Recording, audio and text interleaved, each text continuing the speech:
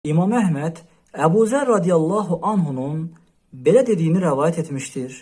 Mənim sevimli dostum Allahın elçisi mənə 7 xislətə sahib olmağı əmr etmişdir.